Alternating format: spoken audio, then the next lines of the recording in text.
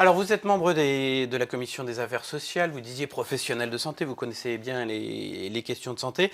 Plusieurs centaines de chefs de service hospitaliers annoncent aujourd'hui démissionner de leurs fonctions administratives. Alors, ils restent à l'hôpital, ils gardent leur paye ou à peu près toute leur paye, mais ils continuent de soigner. En revanche, ils vont cesser de s'occuper de la paperasse et de l'organisation des services. Ils réclament plus de moyens.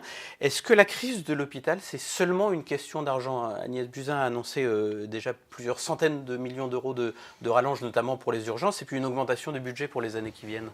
Non, l'hôpital va très mal. La santé va mal, l'enseignement public et privé.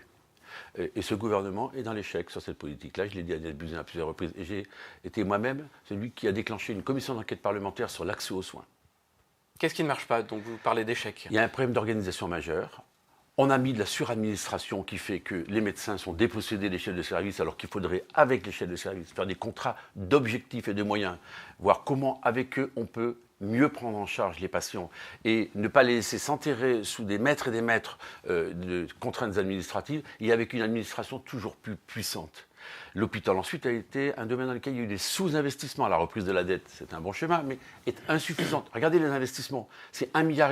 Regardez les hôpitaux de proximité. On nous annonce une enveloppe de 200 millions d'euros pour l'ensemble du maillage, ce qui ne fonctionne pas. Et puis le lien public-privé, il ne fonctionne pas. Les groupements hospitaliers de territoire devraient insérer dans l'organisation des établissements publics et des établissements privés.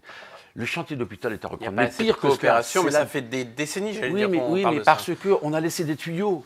Comme les tuyaux d'orgue ne se parlent pas. Or, il doit y avoir des communications. Un patient, que vous le preniez en charge dans le public ou dans le privé, il faut le prendre en charge.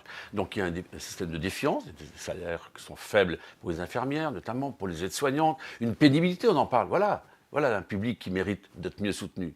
Et qui, à 57 ans, à 58 ans, est déjà fatigué, est déjà usé. Non. Et puis la désertification médicale s'aggrave. La ministre l'a reconnu la semaine dernière. C'était la semaine dernière ce qu'on appelle l'évaluation des politiques publiques, et notamment en matière de santé. Les 5 années qui viennent sont encore plus dramatiques en matière d'accès aux soins. L'engouffrement des urgences, où il y a un encombrement absolument terrible. Et puis enfin, il y a un sujet scélérat. C'est la fameuse taxe à l'activité, vous savez, la T2A.